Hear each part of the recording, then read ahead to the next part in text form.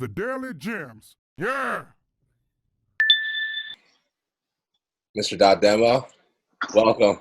We How made y'all it. doing, man? Good, bro. How you doing? I'm cool, man. Can't complain. A little over a year ago, you had the footage that was dope on YouTube with the sold out show at SOBs. And now, clearly, with the Right. virus and climate, with things are going, who knows when the next live show will be and the next time we'll be able to engage with crowds. So, how have you been dealing with that? What's the adjustment process? How you've been channeling your creativity? Kind of this unprecedented time. Word, definitely just like, recording. We have a project, on the way, me and my little brother. And,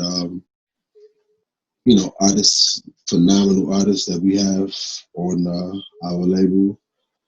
On top of that, just kind of trying to find a platform through our brother label, Daily Gems, situations like this, being able to reach out to the people, have conversations, actually connect and really, talk, be able to kind of get the word across, the point across. We're still trying to, I guess all of us are still trying to find a way to be able to like really perform and be able to touch out to the people. It's nothing like just that intimacy of being in front of somebody like for real and actually performing. So, we I guess we all trying to work the kinks of that situation out. Yeah, absolutely, bro. You were mentioning your artists. So I noticed last couple months, Super Ill, you've been dropping videos for all the artists, branded right at the end with the Ultra Nostra logo, yellow, right behind you. Super Right. dope, bro. If you want to speak more on that, it's really ill seeing an artist also being an incubator for other artists creating a label. So if you could speak more on that, yeah, it's very interesting. Thank you, man. Appreciate that. I guess that was just, that was always something that, from the beginning of me wanting to do music, I always wanted to do it like the people who I kind of like look up to and look towards of like how they kind of, facilitated everything around them, like people like Jay and Wayne and Ross and Ludacris and shit like that, like people who was like they was like super fire, musically and had a crazy ear for their own music, but it wasn't, half as ill as the ear that they had to kind of like seek for talent and find, other people that was just as dope as around them and make that happen. And my little brother could come through real quick actually, because this is visual. Run It Up Day, who is a executive producer for Faithfully, the project that we just dropped. So I'm little brother. How you doing? Hey, he's my brother. Fire, bro. My Brother's Keeper is a fire project. You guys slapped that. From It's All Right to the end. It's All Right is a fire start. Are you kidding me? When I heard It's All Right, I'm like, yo, it's about to start. So that was. But It's All Right was the most fire shit in the world. I wish you could say that's how it started. Like, nigga, what the fuck? Fire, bro. You guys really brought that energy. Yeah, you brought that energy, for sure. Yeah. I mean, and he essentially brought the newer energy towards the team. Ultra Nostra has been going on. Me and my brother is 7 years apart. So when we started off doing the things that we was doing, he was kind of young, but he was always like Dookie Howser musical, like like extremely like ahead of his time. So when we got to the point of when we like started to link up, actually, like he bought the people who was close to him that was actually really they fucked with what I had going on. I loved what they had going on. Before we had a web, and I already had like the idea of wanting to do that, but they just really made sense. So now we have what we have: Faith Lee, Dave Disler, Miles Ramone, Zahn, Monty Slee, plethora.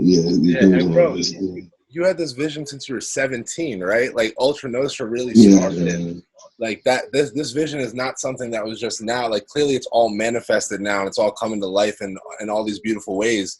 This seed you planted years ago, where you had this vision of like, I want a label, or I want to create a space for other artists as well, to grow with me.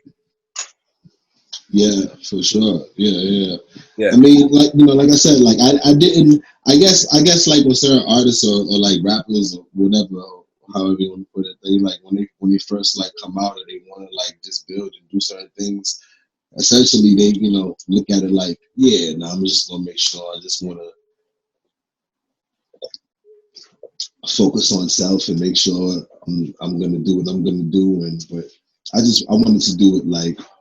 I wanted to bundle package it. I wanted to make sure everything, looked like a unit, Yeah, absolutely. Nah, it's dope, bro. And you can hear that in your art too. Like going through your project, like listening to 100 Bands, like hearing that flow, like you carried over from Gambino and like This Is America, and brought that to life. And then the influences of like I Need You Around, flipping the Snow Allegra track, right? Or you're taking a little bit more chill. And then like your newest single, Hand Grenades and Molotovs.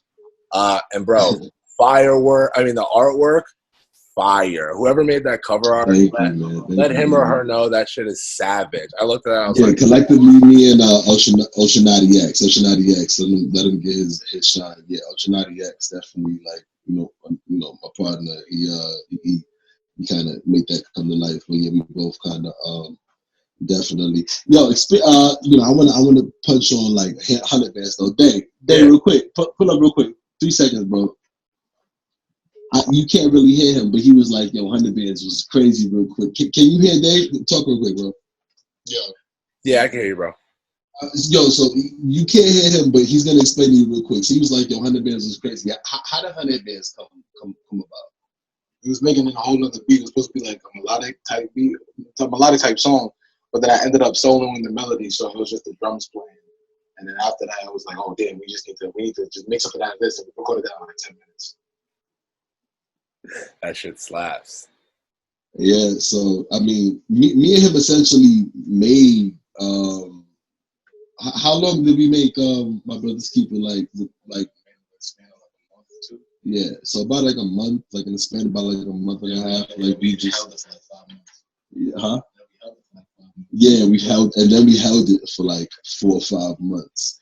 So yeah, the way me and him works is ridiculous. I mean, it's my brother, so I guess we just understand each other. The chemistry is there, but yeah, Yeah. So, bro, all those different sounds. Who would you say were your like biggest influence? Clearly, you have a wide range of music you listen to and art that you consume. What were your biggest influences? Maybe even on the current project that you like source from. Shit. I mean, my favorite artist in the world is Erykah Badu. Hey. I would say Erykah, Camp Lo, Tommy Wright, UGK, Rock Marciano is probably one of my favorite, most current artists rapping right now. He's an OG, but Rock is the god. Jay Dilla, Flying Lotus, Camp Lo. I don't know if I said that already. Wu-Tang, local artists in the Bronx who nobody ain't never fucking heard.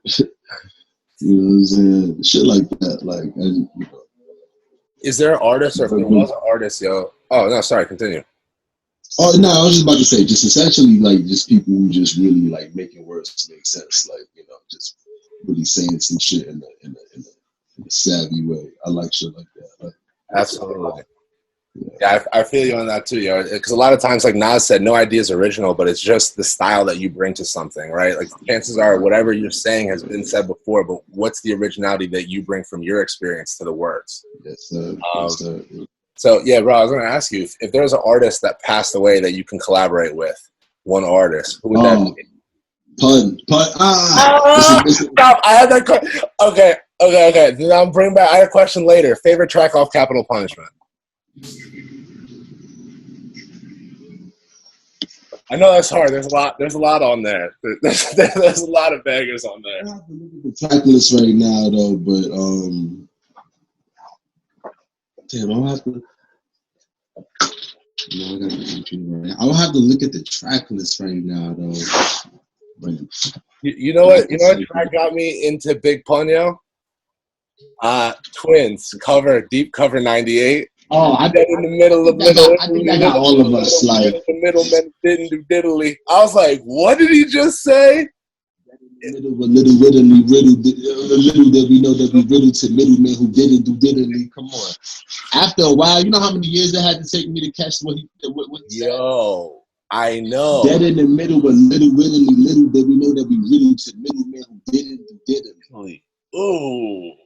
And the flow is so smooth. He just hits it where you're like, damn, what did he just say? And that was the first time I really got exposed to pun, and I heard that track, and I was like, who is Yo, that? my dog just. Yeah, no, pun. Actually, he literally lives around the area where I'm from. That's dope. Yeah, that's where he's from over here.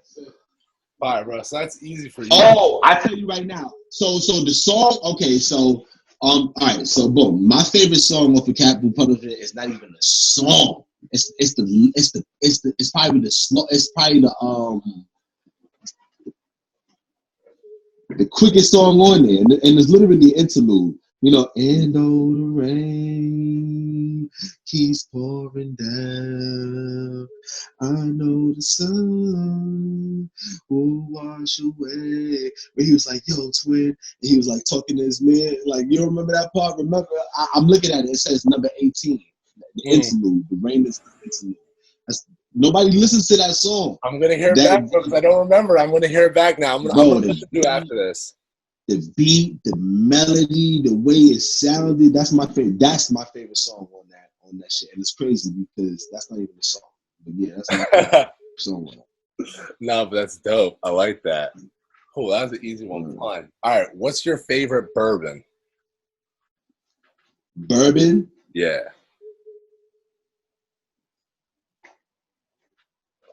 I heard you're a bourbon drinker, whiskey drinker. Whiskey, bourbon, same shit. I think it's both brown. It's like brown. Brown, I'm good. I can't fuck with the vodka. I can't fuck with light liquor. I can't do tequila. Vodka I can do. I'm like, all right, vodka, cool. But tequila, like tequila, I cannot even take that down. Like that shit just tastes gross. You know, hereditary. I was just, you know, in my bloodline, I guess the liking Parmesan just like passed down like to me. So, and it's not even just because it tastes good, but it's cheap. And it's not like cheap liquor. It's cheap, but not cheap liquor. You right, it's a value. It's a good deal. You're getting cheap liquor, shit like that, like Amsterdam or like. And I'm crazy for saying this right now, but because I was a big Taylor Port like fan. But Taylor Port is cheap wine. That's cheap shit. But does the trick. Cheap ass. But it does the trick. I was like, that's like the Henny of wines. I used to love that shit. So yeah, all right. We can jump, I guess, back to music. There was there a moment, for you that was like I guess not even necessarily a defining moment. It doesn't have to be so bold, but like a moment where it kind of clicked for you, like, yo, music is it. Like this is, whether it was like a show that you did or whether it was a track you recorded, like was there experience that for you solidified, like, yo, this is what I want to do. Like this is it.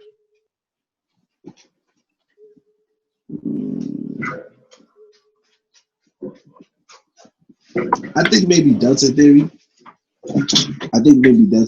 I mean, if it wasn't Delta Theory that was that moment, it was definitely just after the moment I got my GED when I actually kind of came across the idea of MKU and, you know, MK Ultra. That was when I was like, damn, I don't know what I'm about to do after this GED, and I'm not actually kind of good with this music stuff, and this idea sounds kind of good. maybe this is what I'm going to do. But I don't think I was that sure at that time. I think the most positive and most sure I felt was after we probably released Delta Theory, when, you know, the build up and the response after was pretty solid, you know, that was the first solidified. official release, right? That was your first official project? Our first official release project. We had something called the demo tape before that, but yeah, the Delta Theory was the first official. I like that, the demo tape. Was Solitary Thoughts your first visual then, as like the first video single off that project? Yeah. Guide Essence wasn't on. No, Guide Essence was on demo tape, right? Guide Essence was even on demo tape. It definitely wasn't on Delta Tape, right? No, so my first visual, if I'm not mistaken, was Guide Essence, but the first visual off of the first visual off of Delta Theory. It might have been Go Get It. It was either between Go Get It or Solitary Thoughts. I think it was Go Get It though.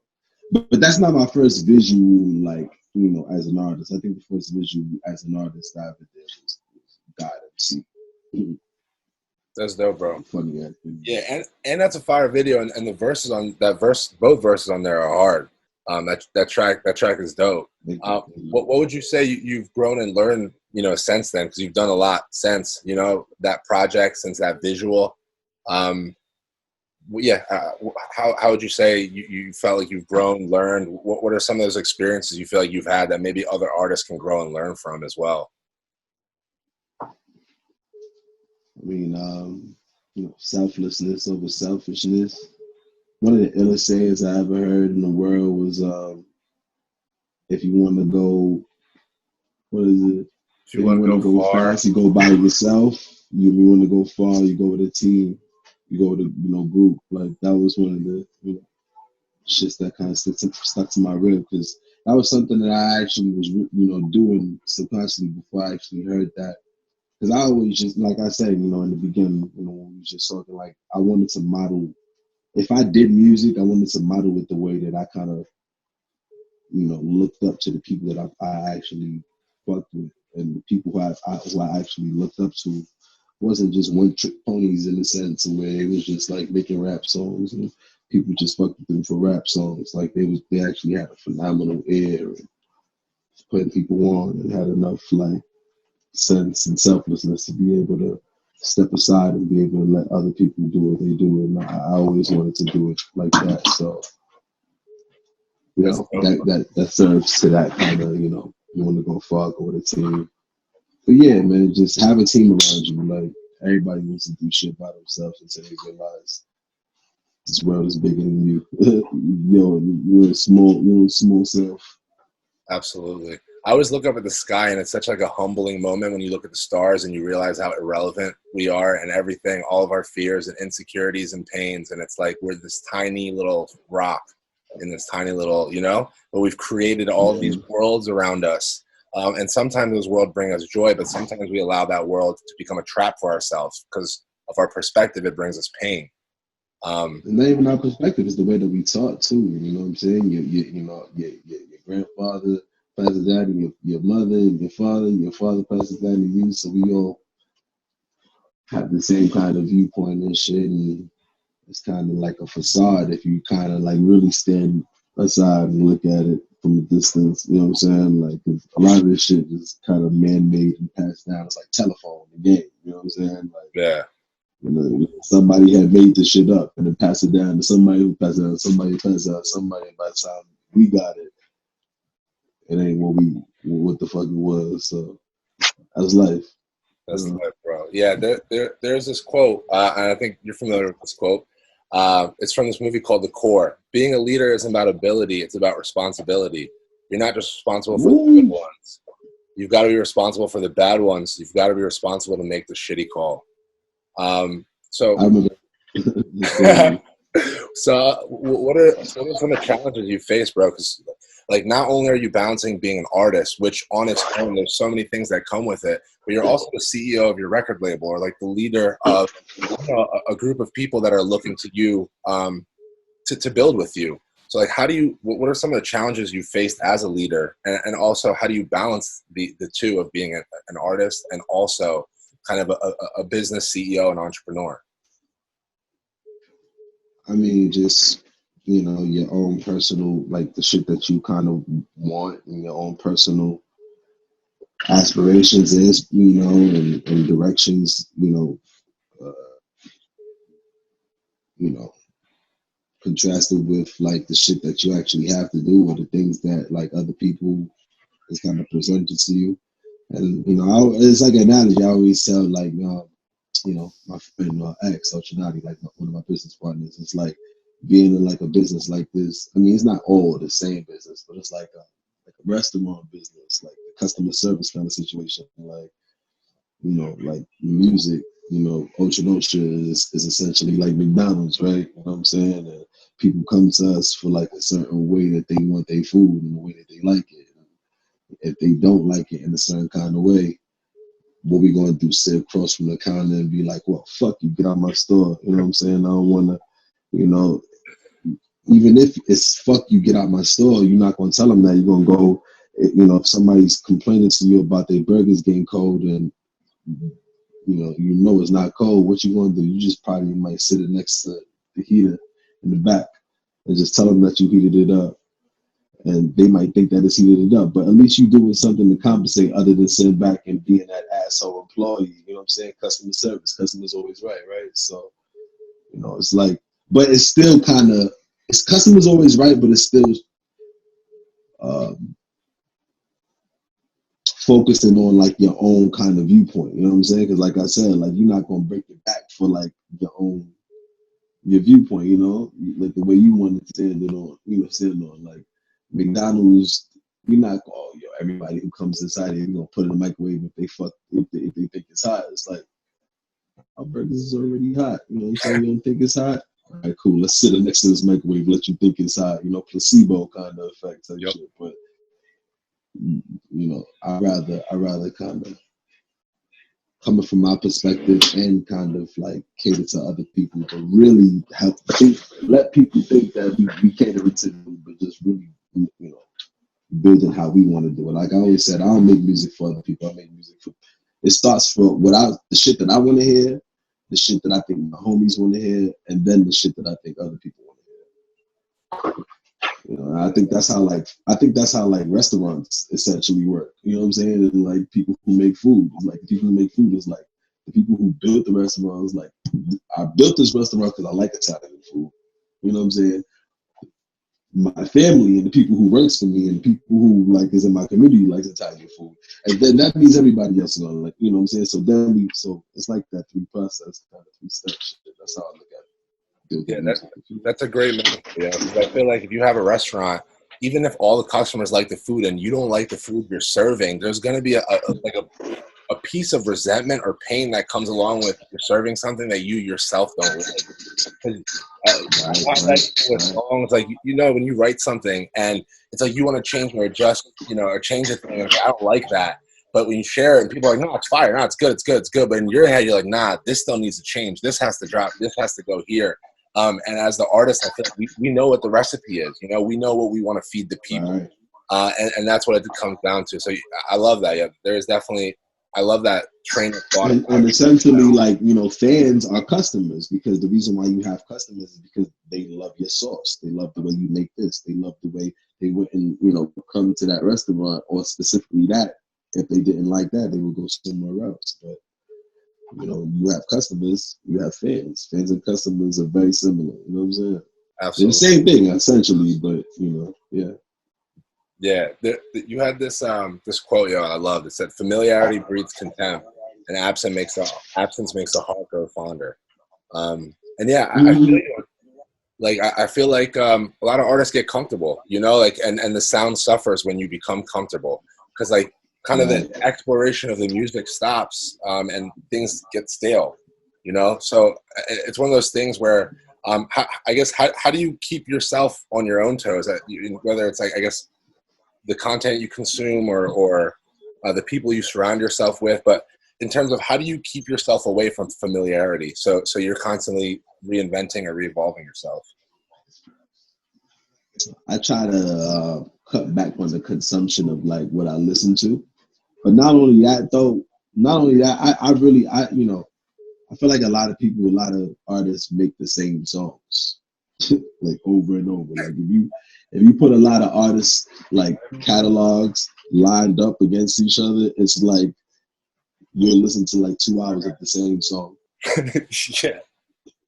You know what I'm saying? So and I dread that because yeah, I don't wanna be in that hamster wheel with like I don't wanna essentially like making music. I want to be that artist where like somebody's going through like a roller coaster of emotions, and when you listen to music, you think you have to listen to a certain artist or a certain kind of genre to kind of catch that emotion. So it's like, damn, I'm being sad right now, so let me listen to Frank Ocean. I'm turned up. Let me listen to Playboy Cardi. I'm I'm on some like introspective shit. Let me listen to J. Cole and Kenya. Where's the artist that you can listen to their catalog and find that throughout that whole thing? You know what I'm saying? Yep. So I kind of try to stray away from making that same sound because I want to be that artist where if you're sad, you can go to this project. If you're turned up, you go to this project. If you're introspective, you can go to this song. If you so that's the reason why I think that's the reason why I make what I make, because I don't never want to box myself to that extent. I don't want to sound familiar to anybody. I hate when somebody thinks they know you. You know what I'm saying? Like kind of like predictable, being predictable. Yeah, absolutely, and that's a big part of the game too, where it's like now that everything sounds the same, like the assumption has become like that recycling is what will make you a successful artist. Eminem said that. He's like, before, when he was blowing up, he's like, it was all about how different you sounded, where now it's like, wait, do you sound like someone that's popular and selling, because then we can market you? And it's interesting. Right. I feel like it's going to shift out of that, like you were saying, bro, because we have so many different moods. How you wake up, how you talk to, the way you love your family, the way you love your girl, the way you love your friends is all different. So there's different moods for all of that, and then how you close your night out when you're smoking, when you're hanging out. So I think that's in your opinion too. Like in your opinion, what? Not to cut you off. I apologize. What is the artist? Who is the artist in your mind that you can kind of get all of those emotions from right now? Like just any artist, or if a artist that you could think of. If a artist, I flip the switch right now. I'm in the room. I like it. I'm like, all right, let me think for a second. You know what's funny? Recently, I've been like shuffling through a bunch of music, but if I had to pick one just from last year, I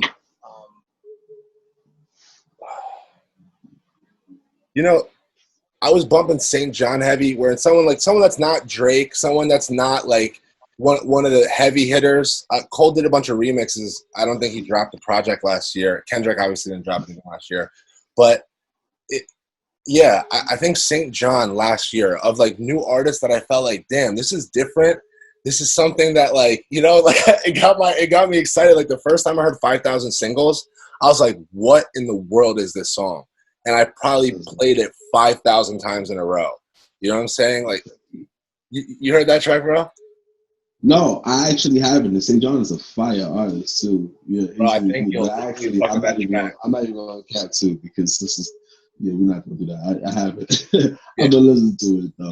St. John is a phenomenal artist. Though. And it's so different because like I feel the same thing. Sometimes I feel frustrated, and like because everything sounds the same, and then I feel like I'm being judgmental of the art as an artist. And so I try to like course correct myself, like, all right, just create the art and put that energy into the world, because you can't be upset. Like how Cole made KOD because he was upset at everyone and this culture and what was going on. But I felt like it almost backfired in a way because it didn't have the impact I feel like he wanted from it, And then to the point where he had to do an interview with Pump and apologize for stuff, which I feel like Cole didn't even have to do because I understand his intention. But that whole process happened, and it's like, for what? And it's like, so he just wanted to have a conversation. That's all Cole wanted to do. And it didn't, instead it became something else. So I feel like I try to project was fire. Huh? That project was fire. Too. Yeah, I enjoyed it, bro. I enjoyed it.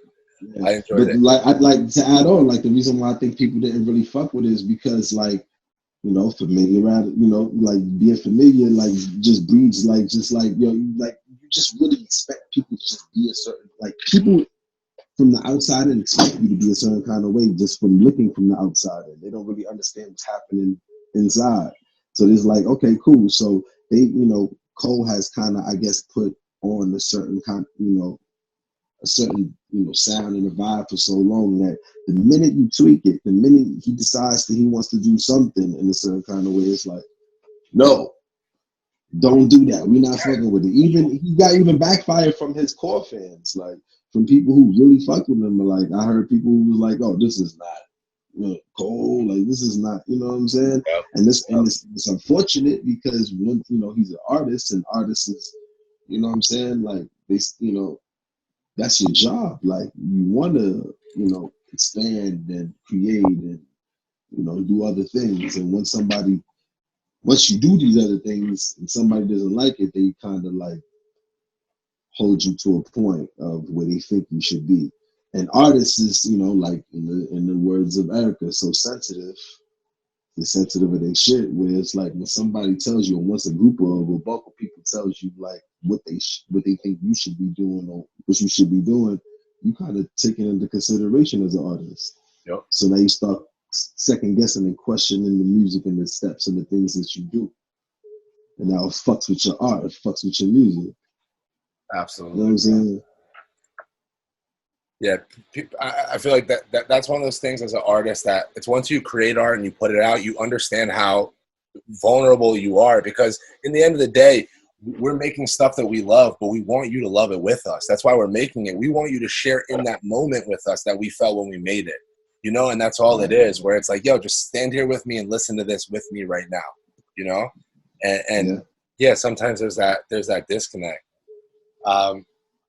So, bro, there's another quote you had. He said, so it was playing off what we said earlier. It said, while the guys inside trying to waste our lives, I'm making the best out of this free time creating, right? A lot of this stuff that you wrote, bro, it's like, it's one of those things. It's like, look, if the world gives you shit, it's up to you if you're going to make it into manure and plant a garden, right? Or if you're going to sit with the shit and just smell it and be like, this is terrible, right? Like that's up Shout out to Oceanati X, by the way. So that was a thought he thought I would think. Dope. That's fire. Keep going. A lot of stuff you tweet and a lot of stuff you write, it's like it has this like deep, like grounded and spiritual base. Where do you draw like some of that inspiration from, even outside of music? Because even watching your interviews, bro, I was like, I love your energy. I fuck with your energy. I'm like, bro, I just want to pull up with you and we can just roll up and have a conversation. I'm like, Dot's dope. Dot's chill. Like he's just like your energy, bro. And then when you break things down, it's very you have an intent. When you speak, you're just there's like it's very clear. And that vision and that focus is something that it's a discipline. It's not something overnight. It's something that you've clearly worked on and you've been sharpening that blade. What are some of those things that have kept you grounded, and have like expanded your kind of spiritual kind of prowess or this energy that you carry? I mean, I guess the future. That was, that's the biggest answer. And just thinking what the fuck I'm gonna do when I'm old, and if I'm gonna be a shriveled up bum or a shriveled up man, you know what I'm saying? Just that though. Just like you said, just wanting to be solid in the words that I say. I think I've always been that kind of person. I meant what I said, and music is one of those things where you get into this kind of situation where you get into a realm of people where they don't mean what they say, and it's handpicked of who actually gets noticed out of that few who means what they say and don't mean what they say, and I just, I feel like I'm just, not to say it like this is one of my demo moments, I'm going to give you this right here, but I feel like, lyrically, there's really not a lot of people who's kind of going to say or do the things that hit those barriers that we're going to say, I'm always saying we got this, Hey, Ultra Nostra, let's go. Yeah, that's for the visual. But, I just feel like we hit a point where it's just it's the level. You got to mean what you say, and it's like if I what was the bar that we said and got it? I think that shit that you say you ain't backing up. Yeah, I don't remember. I feel like this. You know, I actually don't even want to get a bar because we about to put it up. But we said some shit where it's basically like, you know what I'm saying, we listening to these artists, it's like we feeling like the shit that they saying, like we halfway when we meet them, they don't, that shit ain't adding up. You know what I'm saying? Like the person that you are in person ain't the way that you rapping, bro. You know what I'm saying? You ain't even have the intellect. It seems like you just like Googling this shit. You know what I'm saying? Or like, you know, looking up these shits and kind of, you know, so I don't know, man. We just wanna make sure we mean what we say. You know? I love it, brother. Intention. That's exactly what it is. Dope, bro. I just have a couple. I mean, that was it. I had a couple other things written, but I mean, indica or sativa?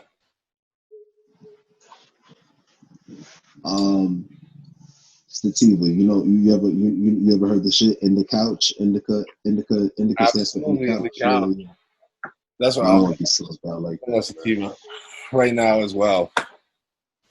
Fonta Leaf or Backwoods? Fonto, come on. Come on. Come on. Next one. That For the Fonto record. backwards. For the record. Yo, by the way, I'm sitting with the Ultra. I'm sitting with some of the Ultra right now. I got running up my brother, you know what I'm saying, producer, engineer, artist extraordinaire. Say what's up, you know, man. Stay Hey. so let's get it. We Fire. got, yes, the queen. Where you at? Faith Lee. Everybody go check her project out. So Hey, that's much the love, executive much produced love. by the God just dropped. And then we got my brother on the way. You know what I'm saying? Muncie Sleep, Bro. 1044, YouTube, directed by the God, put out by Daily Jones and stuff. Another artist, but this is like my brother. Gang. That's dope, bro. Everybody here, this is Ocean Ocean. These niggas was just sitting here while I was talking just now. Dope. Yeah, bro. Nah, the rest is. I was gonna say for the record, yeah, Nicolas Cage is definitely a whack actor. That was. I thought man, you heard that interview? I fucking Yeah. hate his Bro. guts. He has this movie called Mom and Dad. Just get high and watch it because it's the most garbage movie of all time. But it's a movie about when parents become zombies and want to murder their children, and the kids. It's like Home Alone on acid. It's like some wild shit. But it's Nicolas Cage acting his absolute worst once again, and it's ludicrous. Yeah, he's getting paid way too much to be that stale. Yeah, he's really out here. He's like stale. Yeah, he's extra stale, bro. Stale. He's extra stale. Off the top, what was a Nicolas Cage movie? Give me a Nicolas Cage movie. Huh? Ghost Rider? Oh. Ooh, he made Ghost Rider look trash. Ghost Rider is fire. He made it look trash. Who, what? Oh, you know what I see the other day? Is this Nicolas Cage? Oh, no, that might not be Nicolas Cage. Oh, no, I'm tripping. All right, cool. No, forget it. I forgot what the movie was where they like adopted this Ethiopian little girl and they went to like, they had money and they went to like this beach and this dude was like watching them and then kidnapped the girl back because he was in Ethiopia from being if you don't know the movie as I'm explaining it, then forget it. But somebody watching this is gonna catch it. Sounds wild. I don't know what the fuck it is. No, it was wild, but it's trash. But it's good. It's called good. I thought it was Nicolas Cage because whoever was the main actor in that, he was garbage. Also trash. Yeah. Yeah, bro. And close it out. If you want to like drop a little gem for like fans, followers, people following in your footsteps, just like a little piece of advice or what you've learned or what you want to share. PSA. I mean, just always make sure you have dope minds around you, other people that know what they're doing. Like I said earlier, inside the shit, you want to go fast, you go by yourself. You want to go far, you go with other people. Patience. Not giving a shit about what the fuck other people think. Just dropping out music. There's a long time I was just putting out music and I didn't give a shit about what the fuck anybody thought, whether if it didn't sound good or the acoustics or the leveling, or I was just putting it out. And, you know, people just fucking with what I was saying. So just not really caring, you know, just that FOMO, you know, getting rid of like fear of like missing out of anything, because half of the time niggas don't be, you know, people don't be missing out no shit. You know, just setting your own path, pretty much, man. And like I said, though, I think the deepest, the biggest thing is just having people who believe you and believe in you around you. You know. Yeah, that team is absolutely critical. Yeah, that foundation becomes everything. You know, that's what you build the whole stories, like every story on, is that foundation. Fire, bro. Right. Demo, we have concluded the interview portion of the. But bro, yeah, fire. I appreciate you, bro. You already know they're gonna chop and edit all this. I'm just gonna send the video to Daily Gems. But appreciate you, bro. Yo, bro. Happen, Zone Out on the way. Executive produced by Run It Up Dave. Faith Lee feature. Dave Disler feature. Sleeve feature. Coming out.